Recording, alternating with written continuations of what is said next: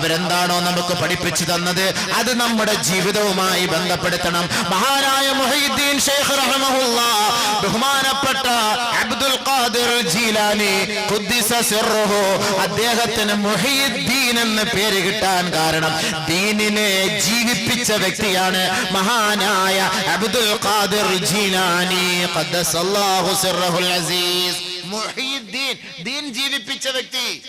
അസ്തമിച്ചു കടന്ന ബഗ്ദാദിന്റെ തെരുവോരങ്ങളിൽ നൂറുകണക്കിന് ലക്ഷക്കണക്കിന് ആളുകളെ അല്ലാഹുവിലേക്ക് അടുപ്പിക്കാൻ വേണ്ടി കഠിനാധ്വാനം ചെയ്ത പരിശ്രമിച്ച മഹാനായ അബ്ദുൽ ഖാദിർ ജീലാനി റഹ്മത്തുള്ളാഹി തആല അലൈഹി അല്ലാഹുവിനെ ഒളിഞ്ഞും തെളിഞ്ഞും ഭയപ്പെട്ട മഹാനായിരുന്നു. അതാണ് അല്ലാഹു ഹാലിർ, അല്ലാഹു ഇവിടെയുണ്ട്, അല്ലാഹു ഷാഹിദ്, ഞാൻ ചെയ്യുന്ന ഓരോ പ്രവർത്തനങ്ങളും അല്ലാഹു സസൂക്ഷ്മം വീക്ഷിച്ചു കൊണ്ടിരിക്കുന്നു, സാക്ഷ്യമാണ്. അല്ലാഹു നാലിർ, അവൻ കണ്ടുകൊണ്ടിരിക്കുന്നു. അല്ലാഹു മഈ, അവൻ എന്റെ കൂട്ടത്തിൽ തന്നെയുണ്ട്. റാത്തീവും കഴിഞ്ഞ് രാത്രി പോകുന്ന വഴിക്ക് റോഡിൽ ഒരു തേങ്ങ കിടക്കുന്നു, ഉണക്കത്തേങ്ങ. പെതുക്കെ എടുത്ത് അങ്ങ് സൈക്കിളിന്റെ വിറകെടുത്ത് അങ്ങ് വെക്കും. എന്തോ ഇവൻ ദിക്റിയല്ലത്? അല്ലാഹു ഹാലിരി, അല്ലാഹു നാലിരി, അല്ലാഹു ഷാഹിദി, അല്ലാഹു മഈ. അല്ലാഹു ഹാലിറായിരുന്നു ഈ തേങ്ങ എടുത്തപ്പോഴും കണ്ടപ്പോഴും. അവൻ സാക്ഷ്യം വഹിച്ചു ഈ തേങ്ങ എടുത്തപ്പോഴും കണ്ടപ്പോഴും. അല്ലാഹു മഈ, ഇതെടുത്ത് ഞാൻ സഞ്ചിയിലിട്ട് വീട്ടിൽ കൊണ്ടുവരുമ്പോഴും അല്ലാഹു എന്റെ കൂട്ടത്തിലുണ്ടായിരുന്നു. ഇവൻ നാളെ വലിയാള് ചമഞ്ഞ് മുത്തഖിയായി സ്വർഗത്തിലേക്ക് പോകാൻ വേണ്ടി കടന്നു വരുമ്പോ പടച്ച തമ്പുരാൻ ചോദിക്കും, യൂതൽ അബ്ദു യൗമൽ ഖിയാമ, ഖിയാമത്തിന്റെ വേളയിൽ ഓരോരുത്തരെ ഹാജരാക്കപ്പെടുമ്പോൾ അല്ലാഹു തആല അവരോട് ചോദിക്കും, അദ്ദി അമാനതക, മോനെ നിന്റെ അമാനത്ത് നീ നിറവേറ്റടാ. എന്താണ് എന്റെ അമാനത്ത്? ഓർത്തു നോക്ക്. ഇന്ന പാതിരാ സമയത്ത് ഇന്ന പുരയിടത്തിൽ കയറി കരിക്ക് വെട്ടിയിട്ട് തിന്നില്ലേ? ഇന്ന പള്ളിയിൽ വെച്ച് ജുമാ നമസ്കാരത്തിൽ പങ്കെടുത്തപ്പോ ആദ്യമായിട്ട് ഇറങ്ങിപ്പോയി നല്ല ചെരുപ്പ് അടിച്ചു മാറ്റിക്കൊണ്ട് പോയില്ലേ? ഇന്ന കടയിൽ നിന്നെ ജോലിക്ക് ഏൽപ്പിച്ചപ്പോൾ ആ ജോലിക്കാരനായി നിന്നുകൊണ്ട്, മുതലാളിയുടെ വിശ്വസ്തനായി നിന്നുകൊണ്ട് ആസ്മയുടെ പണി നടത്തിയില്ലേ? ആസ്മ എന്ന് പറഞ്ഞ വലുവ്, പൈസയുടെ വലുവ്, റിയാലിന്റെ വലിവ്. പെതുക്കെ നീ വലിച്ച് അടിച്ചു മാറ്റിയില്ലേ? എത്രയെത്ര ബൈക്കുകൾ കൊണ്ട് നിരത്തി വെച്ചപ്പോ പെട്രോൾ ഊറ്റിയില്ലേ?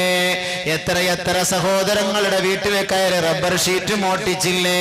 എത്ര സഹോദരങ്ങൾ പള്ളിയിൽ മറന്നു വെച്ചിട്ട് പോയ വാച്ച് നീ അടിച്ചു മാറ്റിക്കൊണ്ട് പോയില്ലേ? പള്ളിയുടെ കാണിക്ക വഞ്ചിയിൽ ഇടാൻ വേണ്ടി ബസ്സിൽ നിന്ന് എറിഞ്ഞ പൈസ അത് നിന്റെ പോക്കറ്റിലേക്ക് നീ താഴ്ത്തിയില്ലേ? അദ്ദി അമാനതക, അതൊക്കെ ഇങ്ങോട്ട് വീട്ട്, ഇങ്ങോട്ട് വീട്ട്. അല്ലാഹു ചോദിക്കുകയാണ്. ഉടനെ ഇവൻ പറയും, ഐ റബ്ബി കൈഫ, പടച്ചവനെ ഞാൻ അത് എങ്ങനെയാണ് വീട്ടുന്നത്? ഖദ് ദഹബത്തി ദുനിയാ, ദുനിയാവ് നഷ്ടപ്പെട്ടു പോയല്ലോ. ദുനിയാവിലായിരുന്നെങ്കിൽ ഞാൻ മടക്കി കൊടുക്കുമായിരുന്നു, പക്ഷെ ഇപ്പോൾ ഞാൻ എങ്ങനെയാണ് മടക്കി കൊടുക്കുക? അല്ലാഹ്, ദുനിയാവിലായിരുന്നേ ഉണക്കത്തേങ്ങാൻ കൊടുക്കാറുണ്ട്. വെറുതെ 3 രൂപയുടെ ഉണക്കത്തേങ്ങ എടുത്ത് പടച്ചവനെ ഇത്രയും നിസ്കരിക്കുക ഇബാദത്തും ചെയ്ത് ആ തേങ്ങാടെ പേരി ഞാൻ നരകത്തിൽ പോകേണ്ടി വന്നല്ലോ. അല്ലാഹ് ശപിക്കും. കാര്യമില്ല ശപിച്ചിട്ട്. അവിടെ തെങ്ങുമില്ല, പുരയിടമില്ല, ഇതൊന്നും കാണാനും പറ്റൂല. വല്ലവന്റെ മൊബൈൽ സുജൂദി കിടന്നപ്പം പതുക്കെ അടിയിൽ കൂടെ കൈയിട്ടെടുത്ത് മാറ്റിക്കൊണ്ട് പോവാ. പടച്ച തമ്പുരാനെ, തറാവീഹ് നമസ്കരിക്കാൻ വരുമ്പോൾ മൊബൈൽ വീട്ടിൽ വെച്ചിട്ട് വരണേ. കാണിരുന്ന് ഉറങ്ങിപ്പോയാൽ മൊബൈൽ കാണൂല. പിന്നെ പള്ളിയിൽ നിന്ന് കട്ടുകൊണ്ട് പോവാ, കൂലി കൂടുതൽ കിട്ടും ഇല്ലേ? പള്ളിയിൽ നിന്ന് അടിച്ചു മാറ്റുമ്പോ കൂലി കൂടുതൽ കിട്ടുമല്ലോ. ആലോചിച്ച് നോക്കി. എടുത്തോണ്ട് പോകുന്ന ആരുടെയെങ്കിലും സാധനം എടുക്കുന്നില്ലെന്ന് ഇവിടെ ആർക്കും ഒരു പ്രശ്നവും ഇല്ല, ഒരു പ്രശ്നവും ഇല്ല. എടുത്തു മാറ്റിക്കൊണ്ട് പോകും, എന്നിട്ട് നിസ്കരിക്കുക, ദുആ ചെയ്യും. ഓ എല്ലാം ഓക്കെ, അല്ലാഹ് എല്ലാം കണ്ടോണ്ടിരിക്കുക, അങ്ങ് വാ. അല്ലാഹ് എല്ലാം കണ്ടോണ്ടിരിക്കുക, നീ എടുക്കുന്നൊക്കെ. പക്ഷെ അല്ലാഹ് എന്താ ഒന്നും അറിയിക്കാത്ത എന്താ? നീ അങ്ങ് പരീക്ഷാ ഹാൾ, ഇത് പരീക്ഷാ ഹാളാണ്. പരീക്ഷാ ഹാളില് നമുക്കറിയാവുന്ന സാറാണ് അധ്യാപകൻ, അദ്ദേഹമാണ് ഇതിന്റെ മേൽനോട്ടം വഹിക്കുന്നത്. അപ്പൊ സാറിന് ഏറ്റവും അടുത്ത ഒരു വിദ്യാർത്ഥി, സാറിന്റെ ഇഷ്ടപ്പെട്ട ഒരു വിദ്യാർത്ഥി ഈ ചോദ്യങ്ങൾക്കെല്ലാം തെറ്റായ മറുപടിയെ എഴുതിക്കൊണ്ടിരിക്കുന്നത്. സാറ് നോക്കും, അടുത്ത് പോയി ഇങ്ങനെ നോക്കുകയാണെങ്കിൽ നടക്കുമല്ലോ, മൂപ്പിൽ അങ്ങോട്ട്. അപ്പൊ നോക്കുമ്പം ഇവൻ അടുത്ത എഴുതുന്ന മൊത്തം തെറ്റാണ്, മൊത്തം തെറ്റാണ്.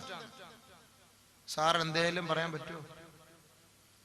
അത് മാറ്റി എഴുത്, അത് തിരുത്തി എഴുത്, അത് അങ്ങനെയാണോ ഇങ്ങനെ വല്ലതും പറയാൻ പറ്റുമോ? പരീക്ഷാ ഹാൾ. എന്നാ ക്ലാസ് റൂമിലാണെങ്കിലോ ചെയ്യാൻ പറ്റുമോ? അങ്ങനെ തെറ്റിയാല് വീക്ക് കിട്ടൂല. അല്ലത് അതുകൊണ്ട് ഇത് പരീക്ഷാ ഹാളാണ്. നിങ്ങൾ ചെരുപ്പടിച്ച് മാറ്റണതും പൈസ അടിച്ച് മാറ്റണതും റബ്ബർ ഷീറ്റ് മോട്ടിക്കണതും തേങ്ങ എടുക്കണതും കരിക്ക് വെട്ടണതും പശുവിനെ അഴിച്ചുകൊണ്ട് പോണതും കോഴിയെ പിടിച്ച് അതിൽ നിന്ന് കോഴിക്കൂട്ടിൽ നിന്ന് എടുത്ത് രാത്രി ഫ്രൈ അടിച്ച് തിന്ന് പിന്നെ മറ്റേ മണിച്ചം വാട്ടറിൻ്റെ കൂടെ കുടിക്കുന്നതും ഇതെല്ലാം അള്ളാഹ് കാണുന്നുണ്ട്.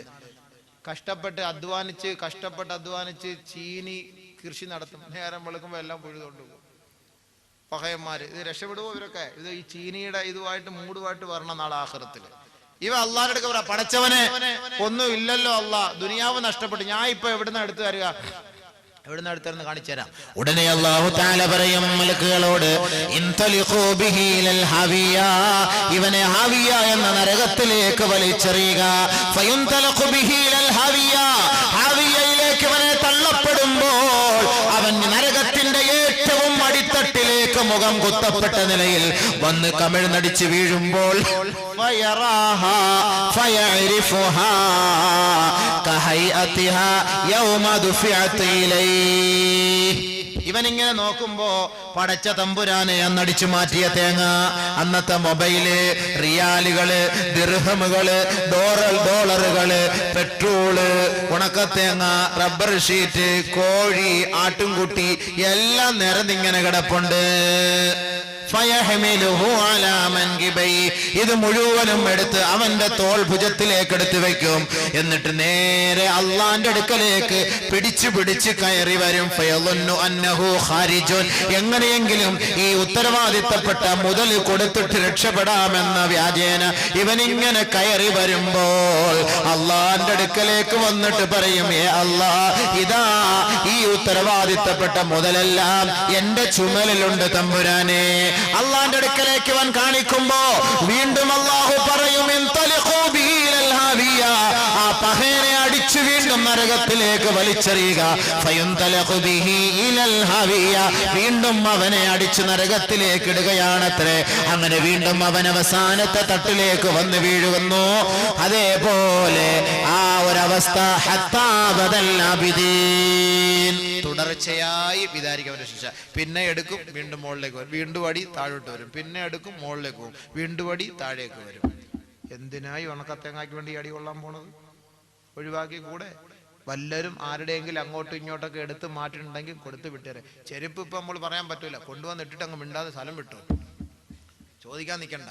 സീറ്റ് വല്ലതും എടുത്തിട്ടുണ്ടോ, ആ പൈസ അവിടെ വീട്ടിൽ കൊണ്ടിട്ടേരെ, പറയാൻ പറ്റൂലല്ലോ. ഇല്ലെങ്കിൽ പരസ്യമായിട്ടൊരു പൊരുത്തം ചോദ്യര്, പരസ്യമായിട്ട് ഇപ്പൊ ഇങ്ങനെ വെച്ച്, അള്ളാഹു സഹോദരങ്ങൾ, നമ്മളൊന്നും അങ്ങനെ ചെയ്ത് കാണത്തില്ല, ഒരു കളിപ്പി അതങ്ങനെ ചെയ്ത് കാണൂല. എങ്കിലും നമ്മൾ എന്തെങ്കിലുമൊക്കെ ചെയ്തിട്ടുണ്ട്, നിങ്ങൾ പുറത്ത് തന്നേക്കണേ, ഞാൻ പൊറത്തിരിക്കുന്നു, നിങ്ങൾ എൻ്റെ എന്തെല്ലാം സാധനം എടുത്തിട്ടുണ്ടെങ്കിലും കാണും, ഇയാളുടെ കയ്യിലും ഉണ്ടായിട്ട് വേണ്ടേ, അത് എന്തെല്ലാം എഴുതി, നിങ്ങൾ പൊരുത്തപ്പെട്ട്, ഞാൻ പൊരുത്തപ്പെട്ടിരിക്കുന്നു, നിങ്ങൾ എനിക്കും പൊരുത്തപ്പെട്ട് തരണേ എന്ന് പറഞ്ഞാൽ അൽഹംദുലില്ലാഹ് ഓക്കെ. ഇല്ലെങ്കിൽ വല്ലാഹി അല്ലാഹുവാണ് സത്യം, നമ്മൾ ഈ ചെയ്യുന്ന അമൽ അവിടെ കൊണ്ടുപോയിട്ട് വേസ്റ്റ്, ഒന്നിനും ഫായിദയില്ല.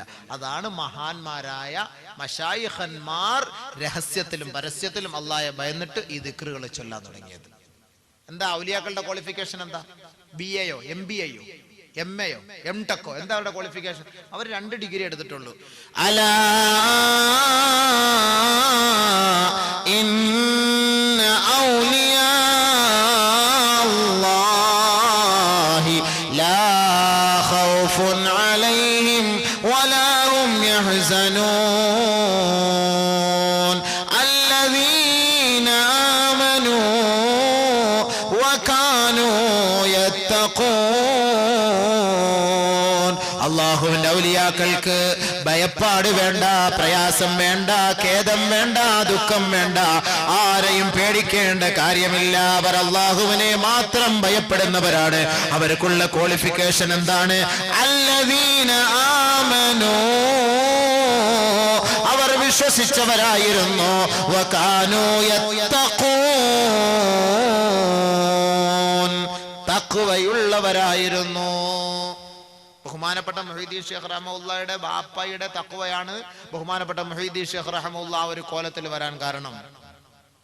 ബഹുമാനമുള്ള സഹോദരങ്ങളെ, ഒരു പുഴയിലൂടെ ഒഴുകി വന്ന ഒരു പഴമെടുത്ത് കഴിച്ചുപോയി.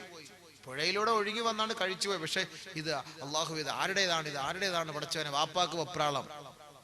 ജീലാനി റഹ്മത്തുള്ളാഹിയുടെ വാപ്പാക്ക് വെപ്രാളം. നേരെ ഓടി, ആ വരുന്ന വഴിയിൽ കരയിലൂടെ ഓടി.